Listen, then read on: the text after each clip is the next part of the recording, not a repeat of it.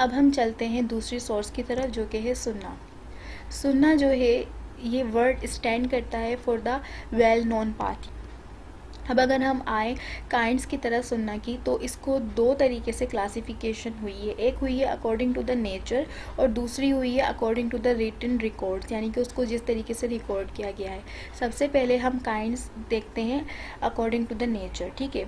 तो सुन्ने अलकौलिया क्या होती हैं? वो तमाम सेइंग्स आप सल्लल्लाहु अलैहि वसल्लम की, जिनके ज़रिए उन्होंने जो है कोई भी लॉ उसको ले डाउन करना कि उनकी इंटेंशन हो, या फिर उन्होंने किसी भी अहकाम को जो है एक्सप्लेन करा हो बाय वर्ड्स, ठीक है। इसके एग्जांपल ये है कि जैसे कि आप सल्लल्लाहु अलैहि वसल्लम ने बताया कि किसी भी एक्ट की जो है नेचर है वो डिपेंड करती है इंटेंशंस पे, यानी कि आपकी नीयत कैसी है, इससे आपका एक्ट जो है वो क्लासीफाई किया जाएगा, ठीक है।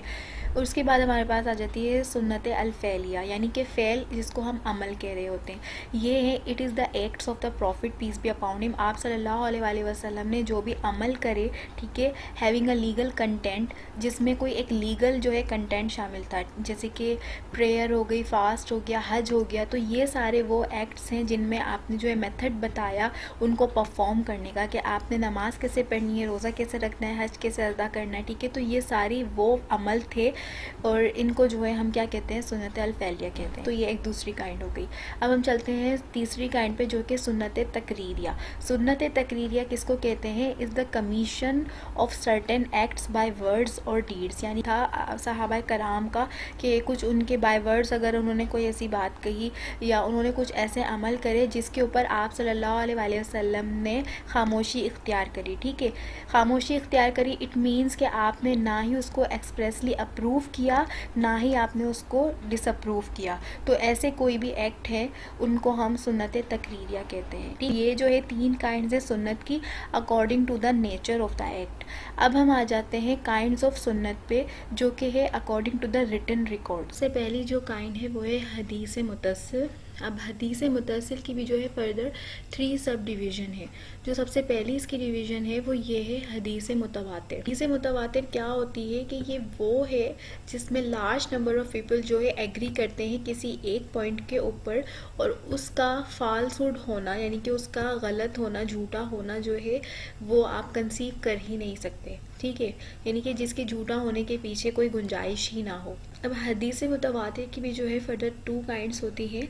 अब सबसे पहली जो है वो ये है कि words and meaning of all the narrators are same, यानी कि जो पहली काइंड से हदीस मुतवातिर की, उसमें क्या होता है कि जो वर्ड्स होते हैं और जो मीनिंग होती है नरेटर्स की, यानी कि रावी की, जिनके ज़रिए जो है ट्रांसमिट हुई है हम तक हदीसें, उनके वर्ड्स भी सेम होते हैं और उनकी मीनिंग्स भी सेम होती हैं, ठीक है। जबकि जो दूसरी काइंड है वो तवातुर मानवी है। इसमें क्या होता है कि वर्ड्स और मीनिंग्स जो है सेम नहीं होती हैं नरेटर्स की, और ज़्यादातर जितनी भी मुतवातिर हदीसें हमको मिली हैं वो लेटर पार्ट से बिलोंग करती हैं, यानी कि तवातुर मानवी से बिलोंग कर रही होती हैं, जिनमें जितने भी नरेटर्स हैं उनकी वर्ड्स और मीनिंग डिफरेंट है, लेकिन बात उन्होंने एक ही की है, ठीक है। तो जो है सेकंड काइंड आती है वो है हदीस मशहूर। हदीस मशहूर क्या होती है? It is one of the number of whose reporters do not reach the level of तवातुर इन द फर्स्ट जनरेशन। इसके रिपोर्टर्स जो है तवातुर के मुकाबले में थोड़े कम होते हैं। The factor that makes such a tradition मशहूर is the number of person in the second and third generation relating to it. ऐसी कोई भी जो है हदीसें जो हमें सेकेंड और थर्ड जनरेशन से मिले और उसके रिपोर्टर्स जो है एज़ कम्पेयर टू तवातुर जो है हदीस कम हो, उसको हम हदीस मशहूर कहते हैं। उसके बाद हमारे पास इसकी थर्ड काइंड आती है जो कि हदीस अहद या वाहिद भी कह सकते हैं, ठीक है, जिसको हम ख़बर वाहिद कह रहे होते हैं। तो हदीस वाहिद या फिर ख़बर वाहिद जो है ऐसी हदीसें होती हैं जिनके रिपोर्टर्स जो है एक या सिर्फ 2 पर्सन होते हैं from the beginning of its chain up to its end. अब हम आ जाते हैं हमारी थर्ड सोर्स पे, जो कि है इजमा, यानी कि कंसेंसस ऑफ लीगल ओपिनियन।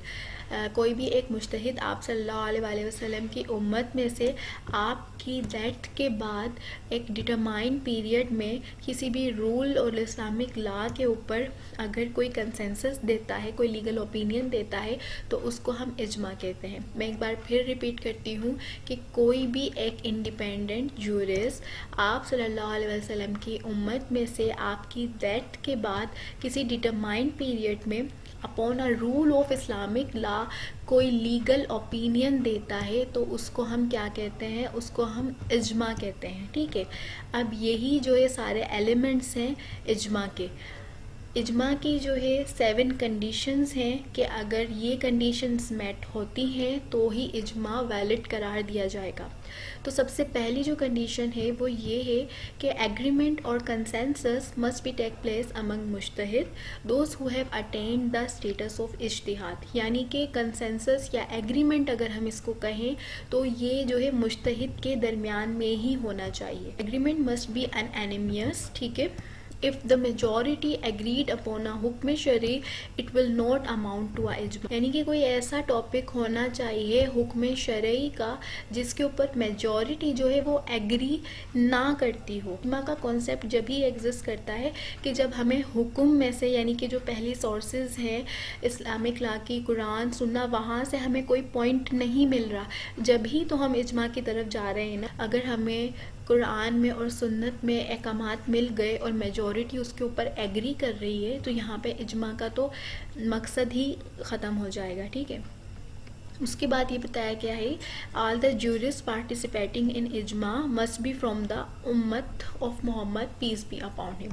यानी कि जितने भी जूरिस हैं जो पार्टिसिपेट कर रहे हैं वो उम्मत मोहम्मदिया होना ज़रूरी है उनका। ठीक है, उसके बाद ये है the agreement must have taken place after the death of prophet peace be upon him. यानी कि ये जो एग्रीमेंट हो रहा है, ये जो कंसेंसस हो रहा है, ये आप सल्लल्लाहु अलैहि वसल्लम के विसाल के बाद होना चाहिए। और उसके बाद जो 5th कंडीशन है वो ये है कि agreement must be among the मुज्तहिद of a single determined period. यानी कि एक मखसूस एक पीरियड है, उसी के दौरान जो है उन मुज्तहिद ने मिलकर वो इज्मा परफॉर्म किया हो।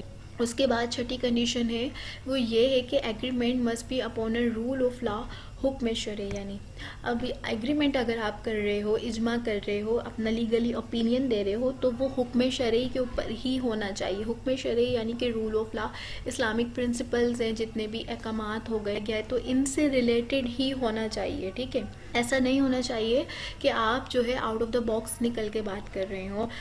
रूल ऑफ लॉ और हुक्म शरई के ऊपर ही आपने लीगल ओपिनियन देना है अपना। ठीक है, उसके बाद यहाँ पर 7th जो है कंडीशन वो ये है कि मुज्तहिद should have relied upon a सनद फॉर डिराइविंग देयर ओपिनियन। यानी कि जो भी मुज्तहिद अपना ओपिनियन दे रहा है जो है साथ में एविडेंस भी देगा कि वो किस बुनियाद के ऊपर ये नज़रिया रख रहा है। के बाद जो है मज़ीद अब ये जो 2 कंडीशन है ये मुख्तलिफ जो है जूरिस ने इम्पोज करी है, लेकिन मेजॉरिटी जो है इसको फॉलो नहीं करती।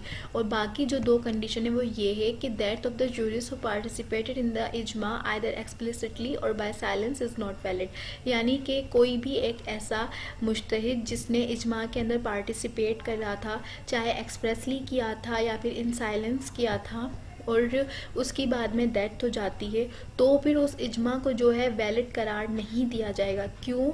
इसका रीज़न यही है कि जैसे जैसे वक्त गुजरता जाता है इंसान की सोच बदलती है। ठीक है, उसके नज़रियात बदलते हैं तो हो सकता है कि इस वक्त उस जूरिस का जो ओपिनियन है वो बाद में जाके चेंज हो जाए।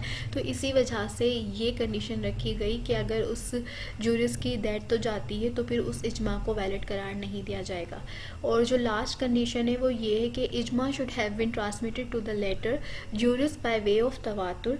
Majority of the jurists do not accept this condition. कि इज्मा जो किया है, जो भी ओपिनियन रखा है उन जूरिस्ट ने, वो बाय वे ऑफ तवातुर यानी कि लगातार अब उसके बाद जितने भी जूरिस्ट आते हैं वो भी उसको फॉलो करते रहे, लाइक प्रेसिडेंट। ठीक है, तो ये कंडीशन जो है मेजॉरिटी इसको फॉलो नहीं करती है। मेन जो कंडीशन है जिसको मेजॉरिटी फॉलो करती है वो ये 7 कंडीशन है, और अगर ये 7 कंडीशन फुलफिल होती हैं तो ही इज्मा को वैलिड कंसिडर किया जाता है। यहाँ पर हम टाइप्स ऑफ इज्मा को भी देख लेते हैं थोड़ा सा। अब इज्मा के जो है सिर्फ 2 टाइप्स हैं। एक है इज्मा सकूती। सकूती में क्या होता है कि जब एक से ज़्यादा मुज्तहिद जो है किसी एक इशू के ऊपर अपनी वर्डिक्ट देते हैं और ये बात जो है मुख्तलिफ और दूसरे जो मुज्तहिद हैं उन तक जाती है, लेकिन वो क्या करते हैं कि वो खामोशी इख्तियार करते हैं, ना ही उसको एक्नॉलेज करते हैं ना ही उसको रिफ्यूज़ करते हैं एक्सप्रेसली। तो ऐसा अगर कोई भी इज्मा है तो उसको हम इज्मा सकूती कहते हैं। जबकि जो दूसरी टाइप है वो है इज्मा कौली। इजमा कौली में क्या होता है कि लीगल ओपिनियन जो है जूरिस्ट का of one period coverage in a relation to a legal issue and each of them state in his explicitly. इजमा कौली के अंदर क्या होता है कि जितने भी जूरिस्ट हैं वो अपना लीगल ओपिनियन देते हैं किसी भी एक लीगल इशू के ऊपर एक्सप्रेसली, यानी कि एक ही पीरियड के अंदर मुख्तलिफ जूरिस्ट ने किसी एक लीगल इशू के ऊपर अपना ओपिनियन दिया, एक्सप्रेसली बताया कि भाई ये जो है इसको इस तरीके से सॉर्ट आउट करना चाहिए, तो उसको हम इजमा कौली कहते हैं। ठीक है, इमाम हम्बल और इमाम अबू हनीफा जो है उन्होंने इजमा को डेफिनेटिव सोर्स ऑफ लॉ कहा है, जैसे कि एक्सप्लिसिट इजमा है, यानी कि जिसके अंदर जितने भी जूरिस्ट हैं वो बाय वर्ड्स अपना ओपिनियन देते हैं। तो इमाम हम्बल और इमाम अबू हनीफा जो है इजमा को भी डेफिनेटिव सोर्स कंसिडर करते हैं ऑफ इस्लामिक लॉ। तो आई होप कि आपको अच्छे से समझ में आ गया होगा। इसमें हमने जो है 3 टाइप्स पढ़ी हैं प्राइमरी सोर्सेज की। सबसे पहली जो सोर्स है वो कुरान है पाक है। कुरान पाक जो इंटरलिंक करता है सुन्ना से, तो दैट्स वाई सुन्ना भी जो है प्राइमरी सोर्स है इस्लामिक लॉ की। और उसके बाद जब कोई भी चीज़ हमें कुरान और सुन्नत में नहीं मिलती देन विल गो फॉर इजमा। तो इस तरीके से इजमा भी जो है as a primary source of Islamic law consider किया जाता है। इंशाल्लाह नेक्स्ट वीडियो में हम secondary source of Islamic law को डिस्कस करेंगे। जब तक के लिए अल्लाह हाफिज़।